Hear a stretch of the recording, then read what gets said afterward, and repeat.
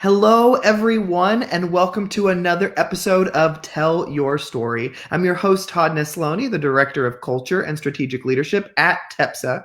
And each week, I look to bring you a different guest who encourages, inspires, or challenges me in one way or another, and have them come on and tell some of their story in hopes that it inspires you to tell some of yours. I'm thrilled this week to have my special guest, Sharon Porter, on with me. Sharon, tell everybody a little bit about who you are. Hello, thank you first of all for having me. Of course. Yes, I'm Dr. Sharon Porter, actually originally from North Carolina, currently residing in the Washington, D.C. area for the last 25 years. So Wow. this is really like my second home now. I'm an elementary principal. I've been a principal for 10 years in North Carolina as well as Maryland. But I've also served in many positions in the public school system: classroom teacher, of course, assistant principal in the regional office and our central office, test development specialist. But, just really love what I'm doing now as a elementary principal. There you go. Years actually, Todd, I was working with assistant principals, preparing them to become principals. So it's nice to be back in the seat. I love that. Well, Sharon, did you always know you wanted to be an educator? Since I was in fourth grade, my wonderful fourth grade teacher, and whenever I can, I shout her out, Mrs. Mullet. She is the reason I chose education. I was just in awe of her delivery of instruction.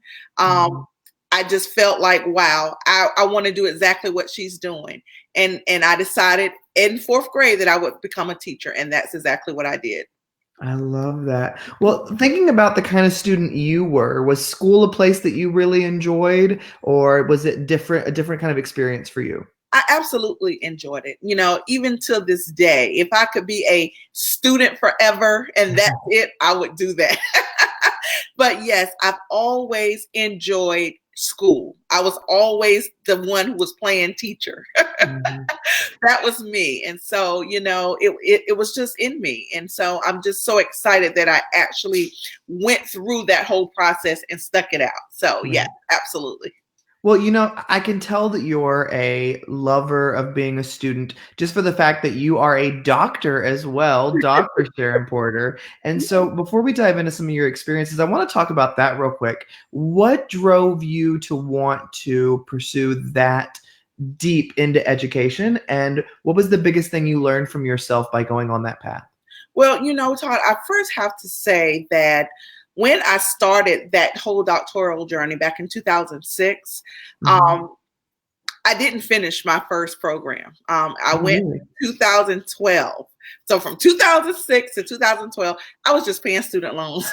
Basically, but I did end up with my EDS, my educational specialist degree, and I just did not complete the dissertation. And that was because life happened. Right in the middle of that, when I started my dissertation, my father passed. And so that really, I took a hit for that. Right. But what made me want to do it was really the motivation of my surroundings, I would say.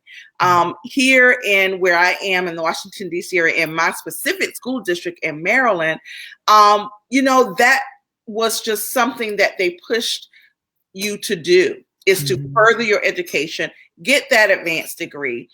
We had a lot of universities partnering with our school district, some paying half of the doctoral fee. So it was really motivating. It was like really no excuse not to. And so that's exactly what I did. I've always desired to, just never knew that I would actually be able to attain that, financially as well as time-wise.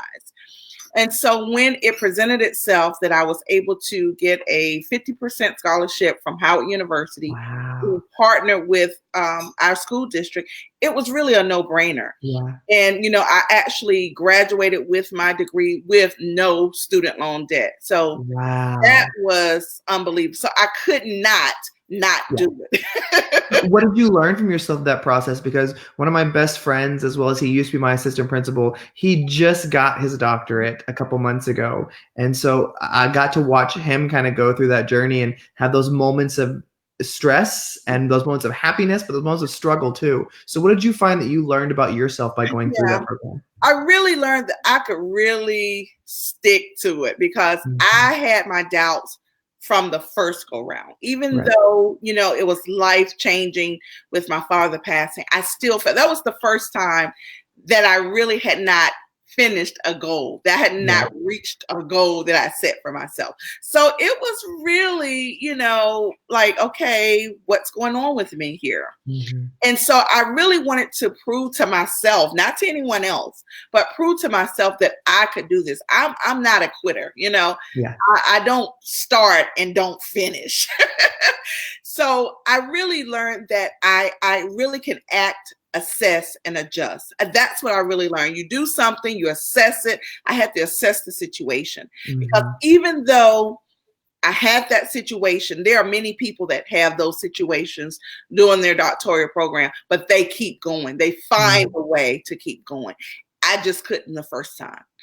But I took that and made sure that I went through the first time.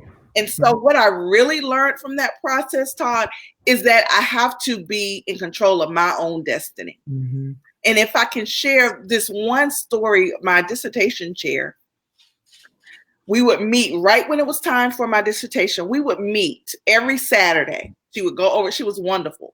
One particular Saturday, something came up and I couldn't meet. You know what I'm saying? I'm like, I don't know. I don't even remember what it was, but I remember emailing her.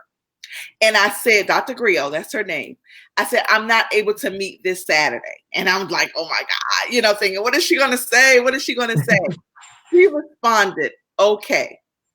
Not period, not anything else, just okay. And I was taken aback by that. Let me tell you why.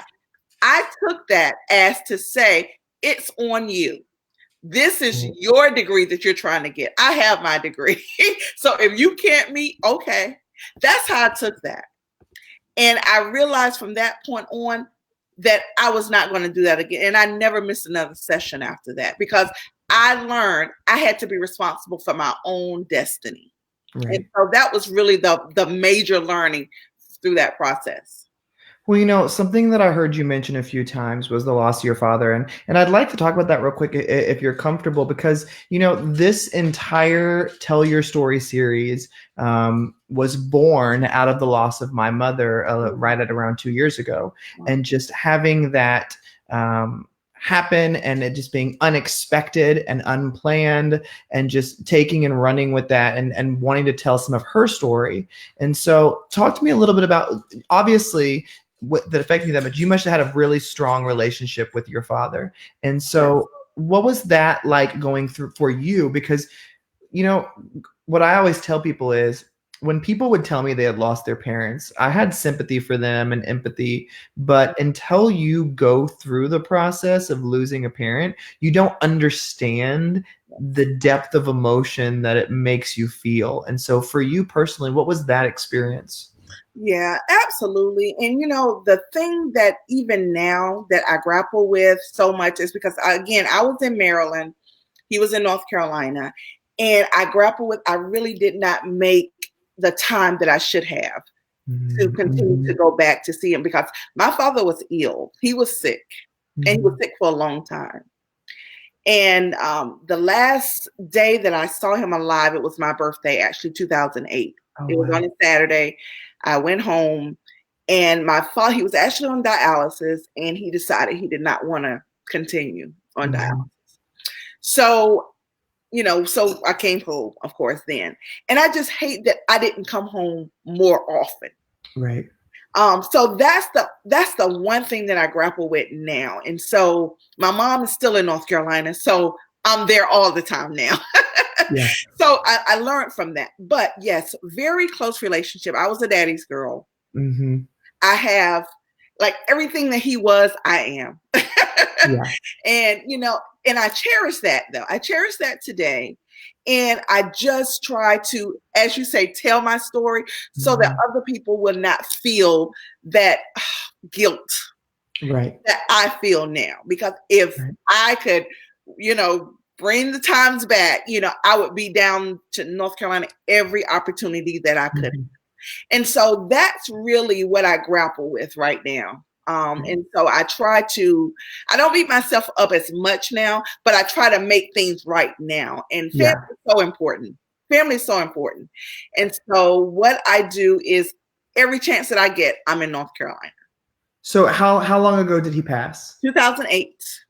So, one thing that I've noticed is even though it's been 2 years, that for myself losing my parent, that there are still days where it will hit like it is the first day after them being gone. Do you find that still sometimes the case with you? I do. I had come home that Sunday. I went home that weekend. I came home back to Maryland that Sunday. That Tuesday night, about 10 o'clock, I got the call. Mm-hmm. And then I was like, wow, maybe I should have just stayed, just so many things. And that's what I play in my head even now is, wow, just 2 more days. I just could have stayed with him. Right. And that was because of so much, because I was a principal back then. I had actually just started become a principal. So how first year, second year principal. Yes. And so I wish someone would have just stopped me and say, it's going to be here. Go home. You know what I mean? I just wish someone would have said that. Because like I said, I was new to the position and, it's overwhelming as it is, but I still play that in my head like it was that day, that night that I got that call. I still get that feeling that night when I picked up the phone and found out he had gone. Yeah. So, I don't like that feeling. Right. And I can totally relate to you too, because my mom passed 2 days after my birthday. Oh, wow. And so, and it was similar to your story in a way. My mother hadn't been sick, but she had gone in to get her blood work checked and found out she had some blood clots in her lungs, and they were going to do a very routine procedure of breaking the blood clots up. And my wife and I were supposed to be leaving on our dream trip to Jamaica. And so she had made me promise that I would still go. And when our flight landed on the connection, that's where we got the call that the procedure hadn't gone as planned. And so then we had to turn around and come back. And I often think about that even to this day. Like every time I travel, I always get this fear when the plane lands and like my phone comes back on. Like, will I have another message? Will I have missed something else because of wherever I'm at the time? And so, I have a lot of people that through telling the story and being vulnerable and honest, I've seen the amount of people that carry similar pain or guilt.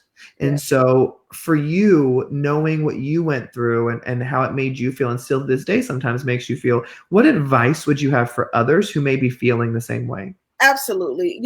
And what has helped me is to make it right now, start now and do those things that you wish you would have done. You know what I mean? Because you can't go back to change what has happened.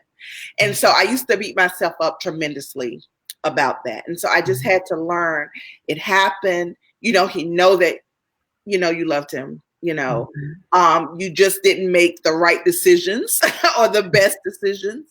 But start today doing those things, almost like paying it forward now, go and do those. And that's what I would advise anyone. Start where you are now and make those decisions so that that guilt does not eat you up, because it will. I love that. Well, now we're going to shift gears a little bit and kind of shift back into kind of what you've been doing now and, working as an assistant principal, as a principal, training assistant principals, like all those kind of things. Did you ever see administration in your path, or did you knew that like education was something that you wanted to work your way through more and more of it? So, I did not. I'm going to tell you, when I moved from North Carolina to Maryland, I'm telling you, this area, the Washington, D.C. area, is so progressive. There's so many people doing great things. Mm-hmm. I did not even think about administration when I, started out, of course. That was not even my purview. But what happened, I started noticing and observing all of these people doing great things. They were, had this position or this position. And I'm like, wow, how do I do that? And so I did. I went back to school, I got my master's. So I was up here, I have 5 degrees now, Todd, and that solely credit that to being in this area and the surroundings, my environment.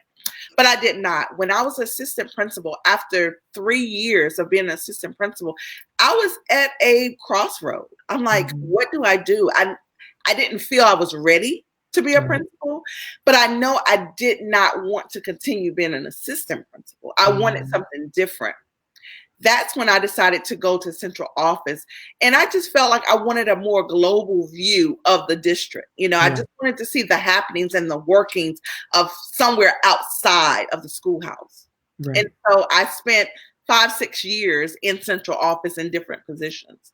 And it was the last position as a regional instructional specialist where I actually was assisting our regional superintendent with various things. Sometimes I was acting principal. I would handle parent concerns, just different things.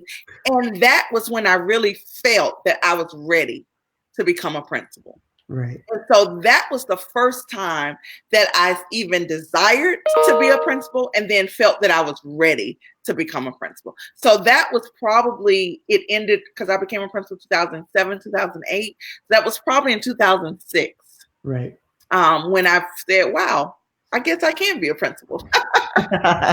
So, if there's somebody listening today that is considering moving into administration, or it's their first year as in that administrative role, what is the best advice you could give someone? Find a mentor. I'm going to say that because a lot, in working with assistant principal, I was working with first and second year assistant principals. We're not all fortunate enough to be in a building with a principal with either the will or the skill to help them get to the next level. Yes. You have to be proactive and reach out to other people beyond your supervisor. Even if your supervisor is amazing, you still need other individuals around you to get those different viewpoints. Right. And so and that's one of the things that I encourage my assistant principal is find other leaders that you can glean from, because we all have that one nice expertise. No one is amazing in every aspect. Right. So find those different individuals where you can glean the great things from those individuals. That's the number one thing that I would say, because you can learn so much from so many different people. I couldn't agree more, and I think that's fantastic advice. And I think so often people hear that, but they don't take it to heart. And I think that it's so important for people to understand it. And I love that you said, even if your administrator is absolutely fantastic, or you have somebody in your building who's incredible, that doesn't mean you can't go out and get more ideas and resources from other people, because that's where we truly get better. Yeah. Well, Sharon, when you look at your life and look at all the experiences you've been through that have brought you to where you are today, what would you say is something that really sticks out in your memory that was a really big contributor to the woman you are today? You know what? I would have to say my mom. I would have to say my mom. She, and today, she's my biggest cheerleader. Uh-huh. I mean, almost to the point I'm embarrassed sometimes of her bragging. But, I know that she's proud. And I think it was that really helped me say, wow, she gave me the confidence that I could do anything. Like, she had me thinking I could do anything. You know what I mean?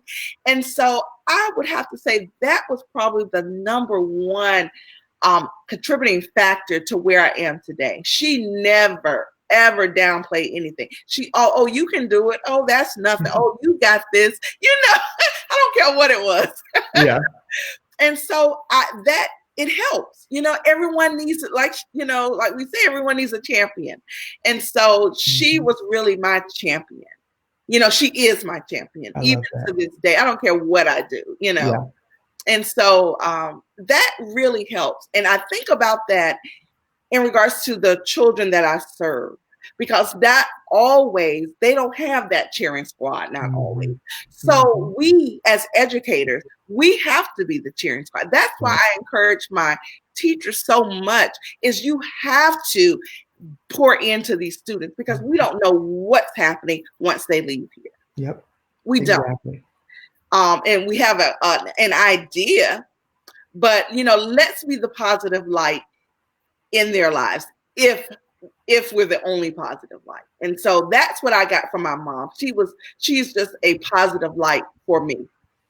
I feel like I have found like such a kindred spirit in you. Like everything you're saying, I'm like, yes, yes, say it again, say it louder. And so I love your positive demeanor. I love your reflective question, your reflective responses. Like I'm so impressed by you. And I guess the one question I always love to end these conversations on is, if there was one thing, and it doesn't have to do with education if you don't want it to, if there was one thing that you wish more people knew or understood, what would your one thing be? Oh boy, that's a really great question. Probably I would say, and this is about me, right? One thing about me. Anything, whatever, however you want to interpret it. It's just, what is one thing you wish more people knew or understood? Okay. That every person is different. And that, and I'm answering that question thinking of me as well, because I'm such a private person, that introvert, and then, just a whole lot, but it's really building the relationship. Like you have to get to know people. Right. You can't just because I feel like I'm very misunderstood a lot of times. Right. May seem standoffish, but I'm just that private person and I don't open up. But I think about all of those individuals who are out there like that and people misjudge them. Yeah. So I really wish people understood that everyone is different, but deep down we're the same. If that makes sense. You know what I mean? We have our own unique qualities, but the sense of belonging is there. I don't care who you are. There's a sense of belonging that you have. And it's basically like we always say in education, you have to Maslow before you bloom. You have to meet those basic needs of individuals, not just children, but individuals. Yep. Take the time to build the relationship, to build the trust. And then you will get to know that, deep down inside, people are wonderful. And so I just, just get to know people for who they are. I love that. That is fantastic. Well, Sharon, thank you so much for making time to chat with me today. This was such an encouraging conversation, and I look forward to many more. Thank you, but I have to thank you one last time for the positive Post-it notes posting that you did on LinkedIn. It was a hit at my I love it. So I just want to say thank you. Thank you. Well, and thank you to all of my listeners or viewers who have joined me for another episode of Tell Your Story. Remember, you can check out Sharon's episode as well as all the other ones on iTunes, SoundCloud, Spotify, wherever you get your podcasts, it's there. Hopefully today's conversation with Sharon has encouraged you to get out there and tell your story, because every story matters.